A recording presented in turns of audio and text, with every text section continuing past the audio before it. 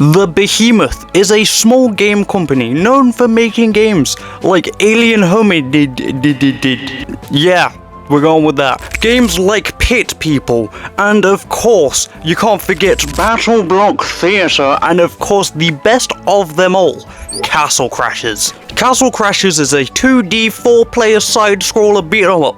Right, that's what it says on the interwebs anyway, so I'm going with it, right? Where you play as 4 knights with different elemental powers.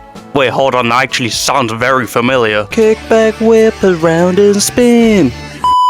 I played the demo version of this game so many times, like a ridiculous amount of times. Like, the amount of times I played this game is probably more than I went outside to touch grass. Like, I clearly enjoyed the demo that much to the point where I did not ask for the full game whatsoever. I made it my mission, ladies and gentlemen, to fully complete the demo. I don't know how, I don't know when, but for some reason in my brain hole as a child, I decided to go, you know, I'm gonna complete this demo, because there was one thing stopping me from completing this demo.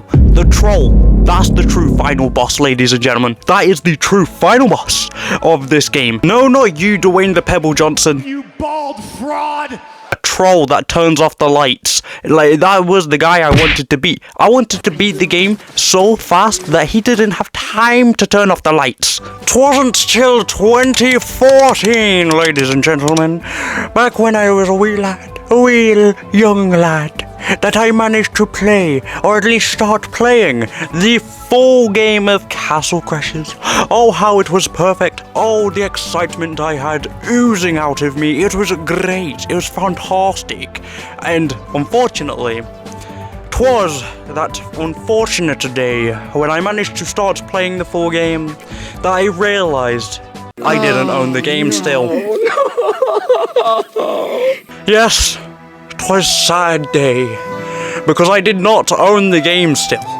It wasn't until later on that I managed to get my beautiful, glorious, beautiful hands on the game. 2019 would change everything. Castle Crashers the remaster came out, and it was worth every single penny. It was worth waiting for so long. It was worth playing the demo 600 times. It was worth playing the full game, half of the full game. It was worth it because, oh my goodness. Oh yes, it was so good. What we're talking is no bread, no water, just meat. The gameplay that Castle Crashers has is so fun, like from juggling enemies to eviscerating their bloodline from existence. The combat is simplistic and yet very fun, having light and heavy attacks for your main weapon, and of course having magic, which differentiates from whatever character you're using. You have fire, you have ice, you have lightning, and you have green. Okay, maybe come to think of it, Castle Crashers and Lego Ninjago are very similar. Green.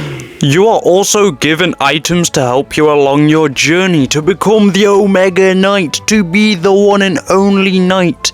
Right, this ranges from healing potions, the bow, the big boom, and the best of all, the sandwich.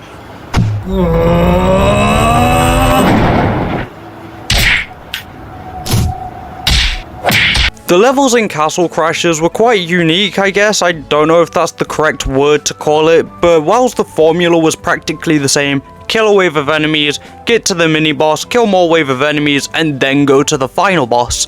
Even though it does follow a basic formula, it's the different types of enemies, the different powers that they have that makes things a little bit more different and interesting. Yes, the bosses had simplistic patterns, but at the end of the day, it's not meant to blow your brain. No, it's not supposed to explode your mind, you know? It's not supposed to be Elden Ring type level. Like, it's the end of the day, it's something simplistic and something cool, but it's just the fact that there were so many different enemy types and so many different powers and different scenarios that kept on happening. Help me! Help me!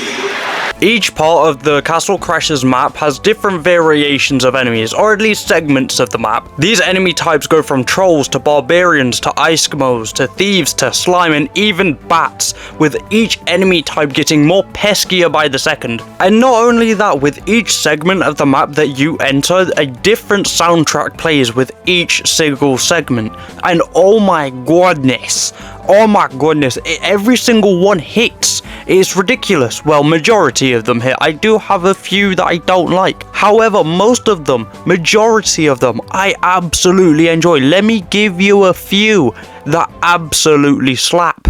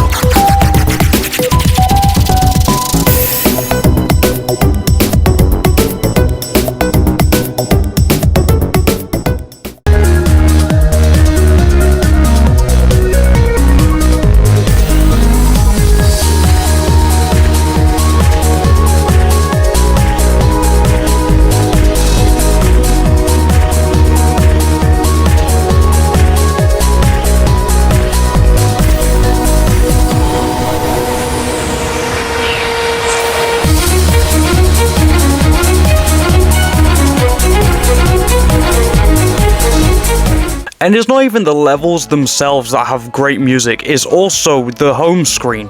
That is so good. Like, they had no reason to be so good with their music. Even when you're on the map of Castle Crashers, that's good.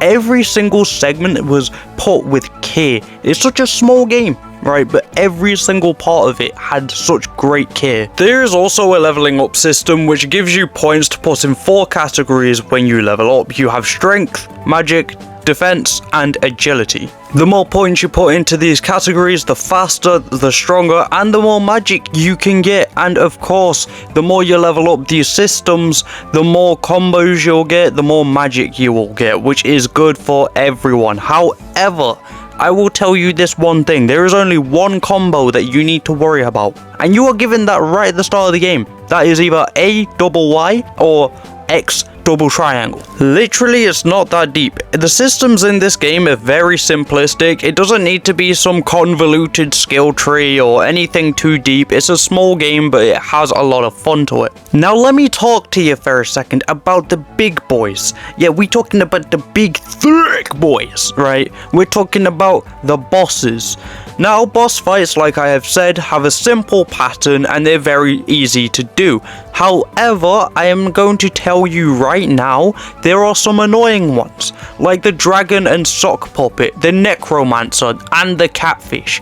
For some reason, every time I play this game, they get on my nerves the most, and I don't know why. They have such simplistic patterns and an easy way to defeat them, but for some reason, they just get on my nerves, and it's like, sometimes I just want to run in front of a wall. Like, sometimes I just want to charge my head straight into a brick wall because of it, because it's just, for some reason, my mind cannot just comprehend how easy it is to defeat these people. Now, the catfish I've kind of gotten used to as I have gotten older, because I have a more big brain. However, some of them I just, honestly, I dread to go against, because I for some reason still struggle every now and again. Now, I guess the only challenges that you will ever come across is going through 3 boss fights at a time without regenning your health, like in between, so you have to make sure you're all stocked up on potions, and it's just like, if you do not have everything, if you do not have the health potions, if you do not have that, you're gonna get mijo mino, you're gonna get hit with a good old mijo mino, alright?